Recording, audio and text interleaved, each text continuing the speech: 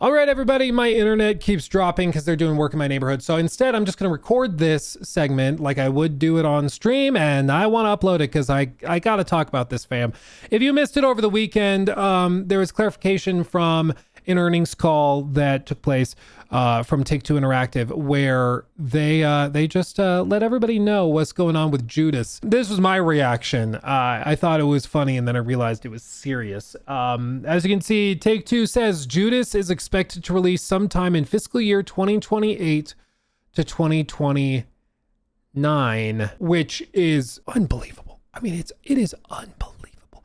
I've talked about Judas for a while because I love Ken Levine, and I think Ken Levine is like, a brilliant game director, and he's a visionary. He knows what he's doing. And that's why historically he's been allowed to do kind of whatever he wants to do, because whenever he puts something out, it ends up being like an industry leading, boundary pushing game. And Judas is one of those games that people have had a lot of eyes on. It's sort of the spiritual successor from Ken Levine to BioShock. And you can see like it is extremely ambitious. They are trying to do a lot of different things.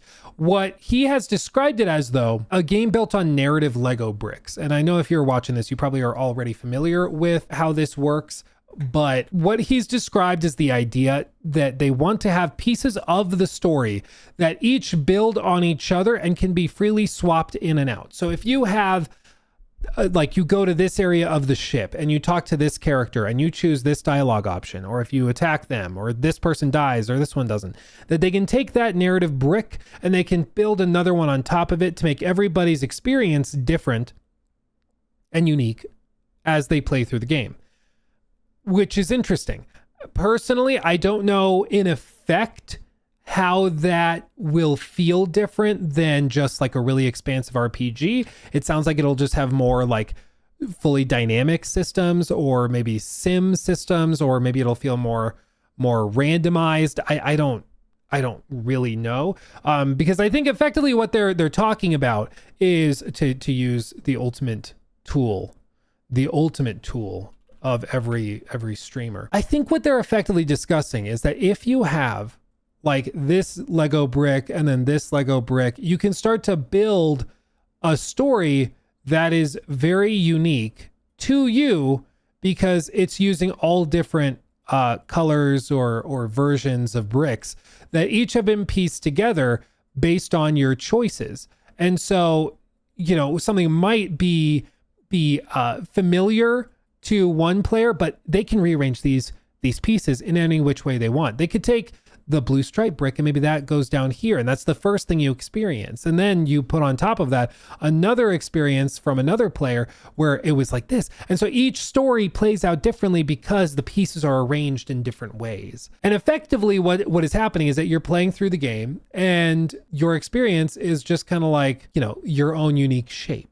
Right? But my question is, how will that feel different than a traditional RPG where you just have branching choices, and sometimes they merge back together, but other times they don't, but then they splinter off even further, and then maybe this one connects over here, and then this one splinters up here. Like, I don't know how this will feel different on a fundamental level from Lego bricks to like traditional ones, because you could even just say that each of these branching points is its own unique narrative brick, right? Like, I don't know how this will feel substantively different, but I'm sure that that's something that they're working through. But what's remarkable is that this game, just remember, Ken Levine has not put out a game since 2013. That's when BioShock Infinite dropped. 2013. After that, a couple years went by. There was some infighting or drama within the studios. We're not exactly sure what happened, but basically the original studio shut down that made BioShock. They splintered off. Ken Levine made his own studio, Ghost Story Games, still under the 2K umbrella. And then they went and started working on another project, which ended up being Judas. But then the other team that was spun off from the original team from BioShock started working on another BioShock. That apparently was chugging along just fine. And then they effectively like restarted development on it. I think it was last year, after an executive review of the game failed pretty catastrophically. They were basically told to go back to the drawing board with major elements of it. I've only ever heard, I've spoken to one person who worked at the team that's working on the next BioShock.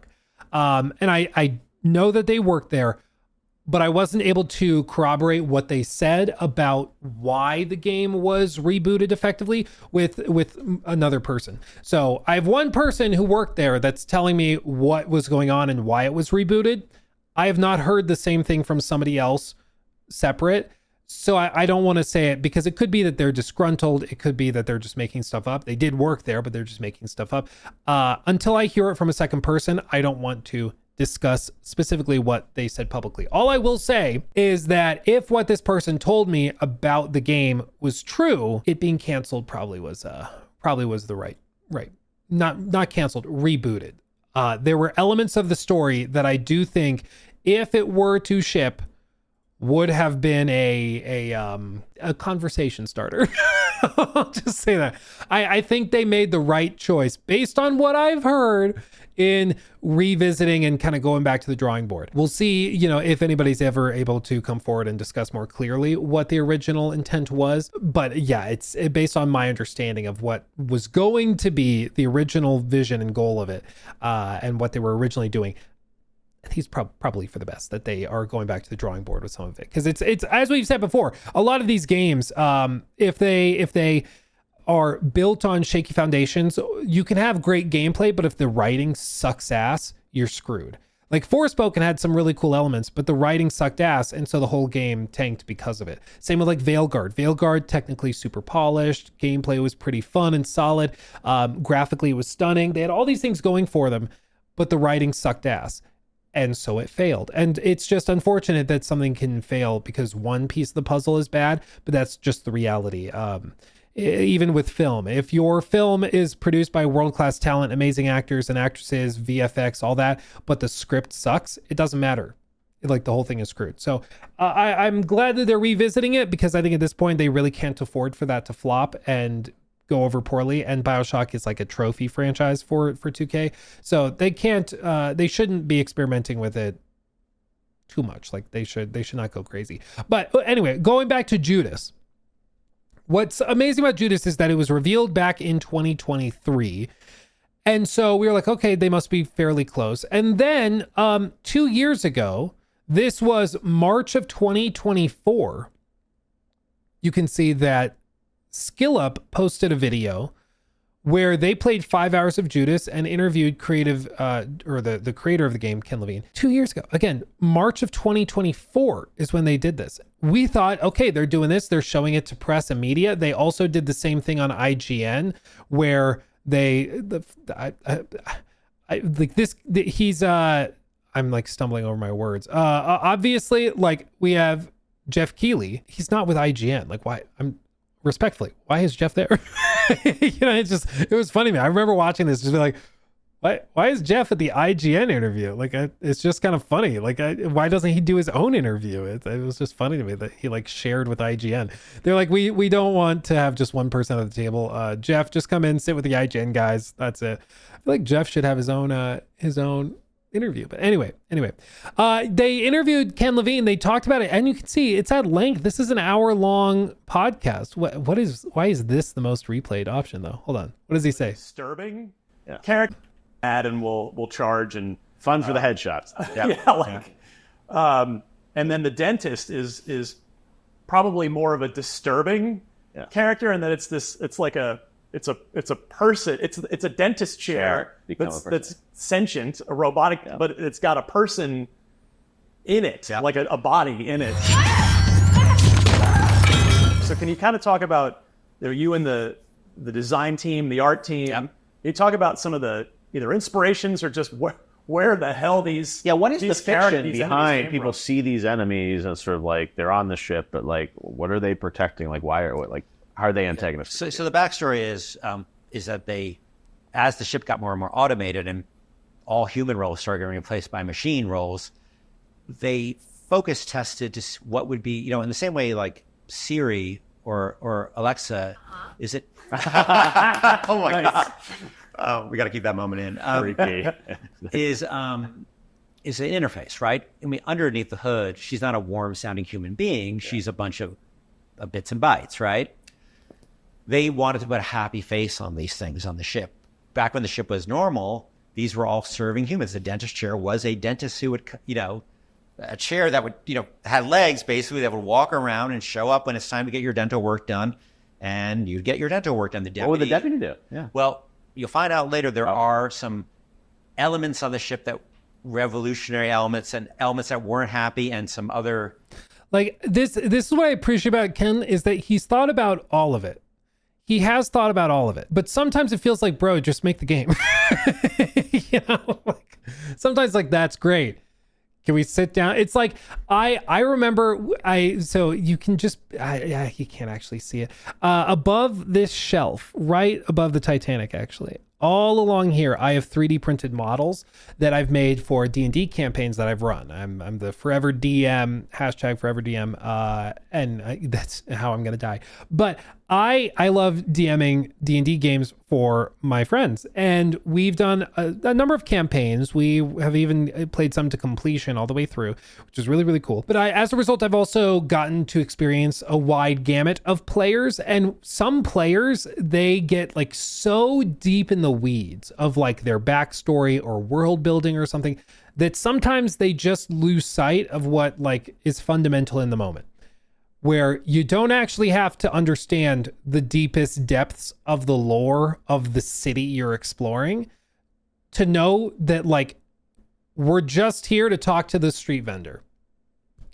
You're here to go to the vendor and buy a sword. That's why we're here. You don't need to know what his grandma's name was. You don't need to know the name of the street that he lives on. You don't need to know what his mattress is made of. You don't need to know what his horse's breed is. Like, none of that is actually material to the experience you're going to have in this session right now. It's just not important. We could spend time building that out and exploring that and kind of crafting it. But I think it is, I hesitate to say a waste of time, because for some players that might build on their experience and it might help them appreciate it more.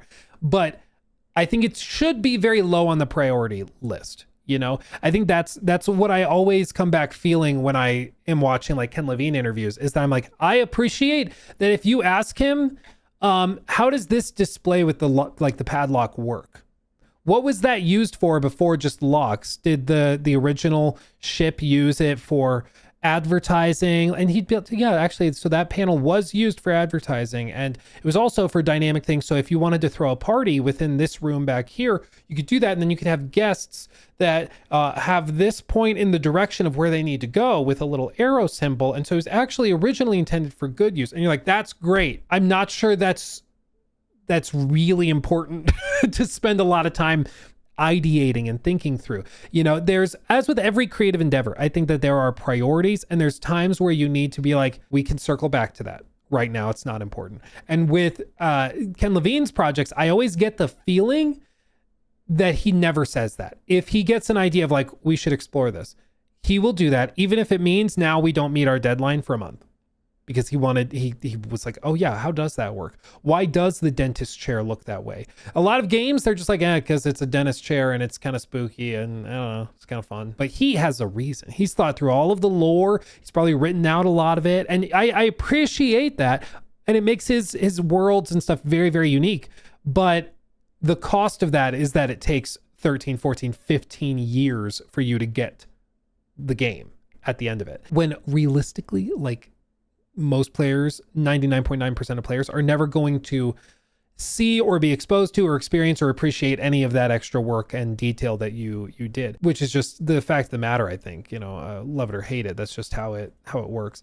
So I don't know. It's more that I'm frustrated that after all of this time, there is now like a further delay, and it looks like we're not getting it until, I believe, very late next year to early to mid 2028 is how that financial year works out. It might actually be, I forget Take-Two's fiscal year schedule. It might actually be a year delayed from that. So it might be like early 28 into early 29 is the actual timeline, which is crazy that it's been that long. But realistically, it could be 5 years since these initial previews that we get the game, which is wild, but that's just how it works with Ken, is that he'll show stuff off. And I'm sure part of this was about getting feedback and seeing, getting a kind of pulse check to see what people thought of it. But it wasn't just that, because he went on and talked about it and did promotion for it. So I have to think that there was a delay, that there was something where they were thinking they would get the game out sooner than it's going to be getting put out. I just find it baffling, man. It's baffling. And it's really kind of frustrating after all this time to see it still delayed even further. I'm sure the end product is going to be great because Ken, rarely misses. But maybe part of the reason he rarely misses is because he rarely puts out a game. You have to wonder at some point. It's like, yes, I've put out 2 games in the last 25 years and they were both received really well. It's like, yeah, that's great.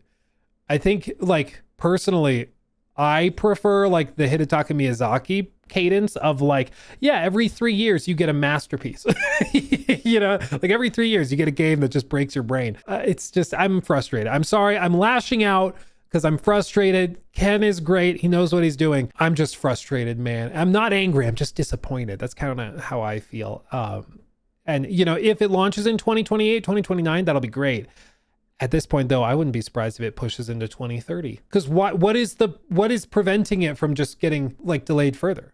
I don't think there is anything preventing that. I think at this point, it's basically just a matter of whether or not 2K like puts their foot down and says, you need to get this out the door. It's time. But they've already demonstrated that they, and Strauss Zelnick has said that they're going to give them the time and resources to do what they need to do because they believe in Ken and they believe in the vision and everything. They just are going to give him the resources he needs to do it, which means, and this is what's always fascinating, and this is why, this is a slight diatribe, but this is why I always get peeved when people talk about sales numbers and try to tie that and like profitability of a game to the quality of a game, because I don't think they are as connected as people would think.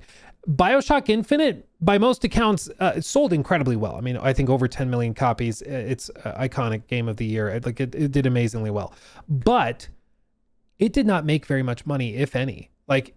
Because they basically had to restart development 2 or 3 times because Ken kept being like, actually, let's start over. Because he was frustrated with the story, couldn't get it quite the way he wanted. So they made like 2 or 3 games in the time that, they took to put the game out. And it's tough to make a profit when you made 3 games but only sold 1, And with this, you have to wonder, he's got a team of 100, 200 people working with him. They've been working on this for a decade. By the time it launches, maybe a decade and a half. Even if it sells 10 million copies, I'm not sure if it breaks even, man. I'm not sure if that actually works, if that money actually turns a profit. That's why like the game could be amazing and it still might not turn a profit. It still might not be a smashing financial success, but that doesn't mean it's bad. You can have a masterpiece that loses money, which unfortunately happens all the time. And people point to Titanfall 2 all the time, where it's an amazing game, amazing campaign. And it was basically, as a franchise, abandoned and spun into Apex because it didn't make enough money. It's always peeved me when I hear people like, well, it didn't sell this many units, so can't be that good. I'm like, that's a dangerous game to play. You'll miss out on some amazing games if you only play the biggest blockbuster hits. There's great blockbuster hits, but there's also a lot of amazing games that didn't perform particularly well financially. So don't disqualify a game just because it wasn't profitable. Anyway, that's a separate issue. Overall, I'm still excited for Judas. I'm really curious about it. I want to know more. I still feel like even after listening to hours of Ken talk about it, I still don't fully understand how the narrative Lego bricks experientially is different from what you get with like, a standalone RPG or a really expansive RPG. Like Detroit Become Human, I think you could say has sprawling choice and consequence and all sorts of stuff. But what he's doing, I think this is the key difference from like an expansive RPG or choose your own adventure type game. I think what he's doing is the Lego bricks can be rearranged in any order. So an RPG is always funneling you from the beginning of the story to the end, and characters will go on their arcs throughout it. I think what they're doing is, because it's broken up into Lego bricks, you can take a brick that could be at the end of the story and move it to the front. And that is supposed to still work. And I don't know how that works, but I think the idea is that you can take any scene basically from the beginning or end and mix them together with some rules to dictate how they connect together. But you're supposed to be able to build a story in a truly, truly unique way to you which sounds complicated, and I don't know how different it would be, but that's my biggest question with all of this, is just how different this is from player to player, which excites me, but now we're gonna have to wait a few more years at the earliest before we see anything. So anyway, there you go. That's my rant and ramble about Judas. I'm, again, not angry. I'm just disappointed and I'm frustrated. And I like want to vent and be like, get your act together, make the game, just shut up and make it. But I also understand the reason his games are so good is because he doesn't do that and he will just chug along at his own pace. So I get it. I want it. You know, hopefully they can understand my frustration comes from a place of love. You know, it comes from a place of love, but we'll see it. At this rate, we probably don't see it until the PlayStation 6 and Project Helix, which is crazy, but I'll leave it there. Thank you for watching, everybody. Much love. I'll see you in the next one. Subscribe. Bye. Mwah.